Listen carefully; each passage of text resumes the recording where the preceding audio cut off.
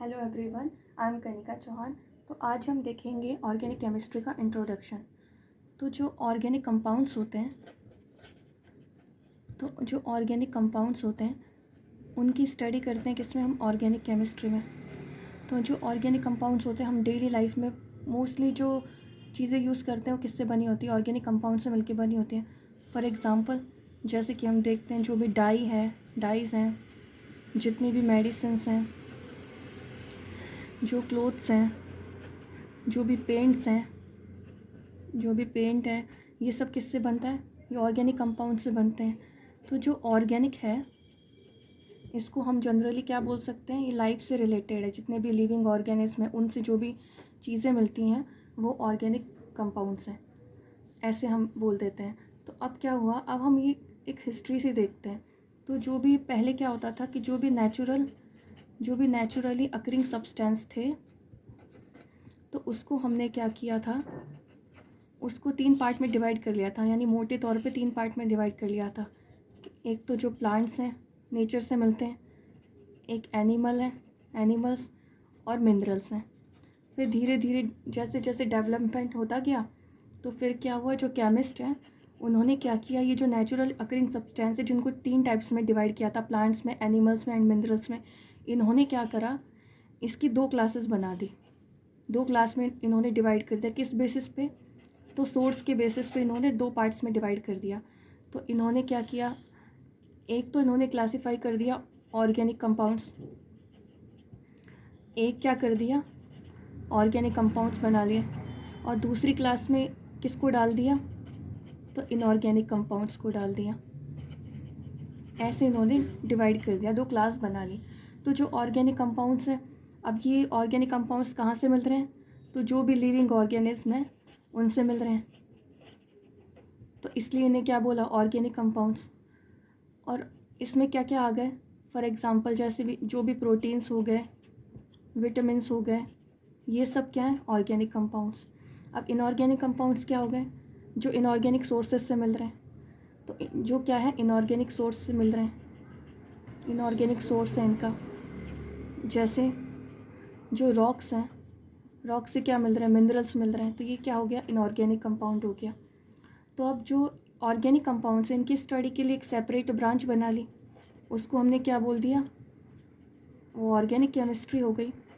और इसके लिए क्या बना दी, इसके लिए एक सेपरेट ब्रांच बना दी, तो ये क्या हो गई, इनऑर्गेनिक केमिस्ट्री हो गई।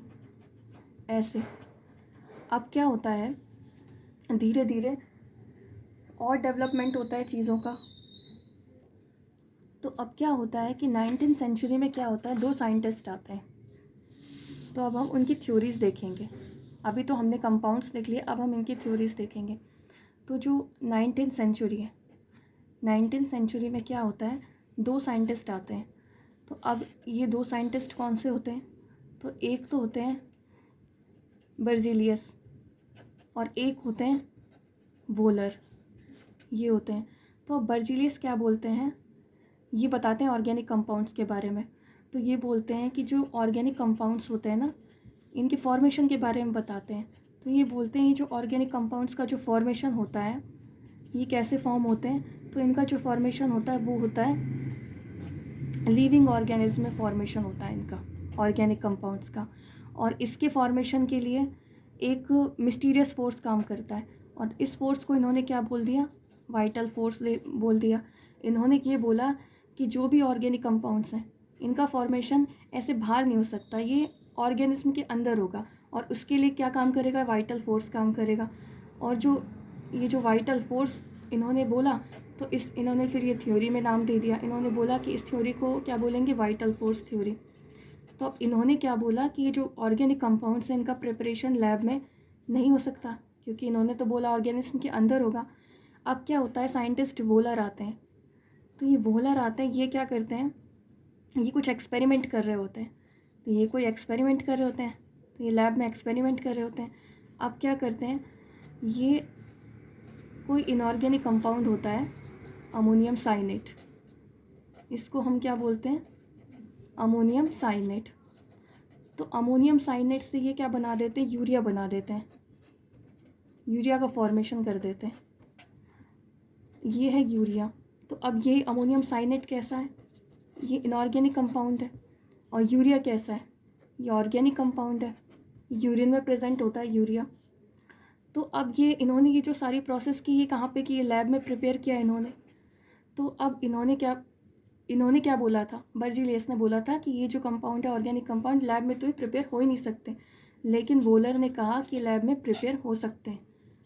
तो इससे क्या हुआ, अब इससे कंक्लूजन क्या निकलता है, तो इससे कंक्लूजन ये निकलता है, ये हमने क्यों पढ़ा, तो ये थ्योरी से ये कंक्लूजन निकलता है कि चाहे ऑर्गेनिक कंपाउंड हो और चाहे इनऑर्गेनिक कंपाउंड हो,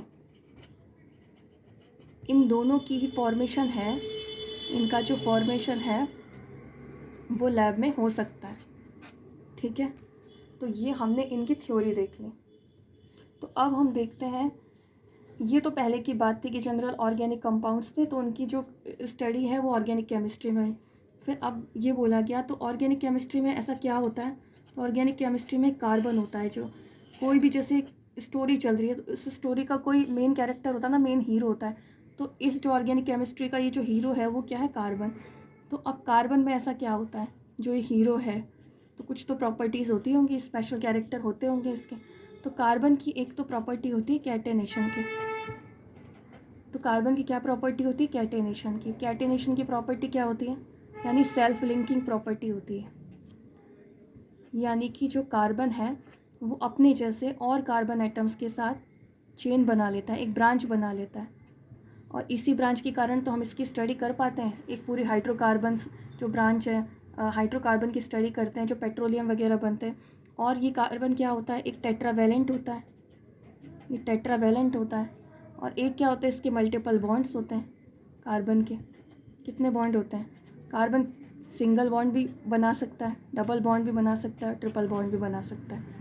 तो ऐसे तब ऑर्गेनिक केमिस्ट्री में हम क्या बोल सकते हैं कि जो, तो अब हम फाइनल क्या बोल सकते हैं कि जो ऑर्गेनिक केमिस्ट्री है इसमें हम किसकी स्टडी करते हैं किसकी, तो जो कार्बन है इस कार्बन की कंपाउंड्स की, कार्बन की करेंगे स्टडी, एक कार्बन की कंपाउंड्स की करेंगे, और इसकी स्ट्रक्चर, इसकी प्रॉपर्टीज़ और इसकी रिएक्शंस, तो ये हम देखेंगे।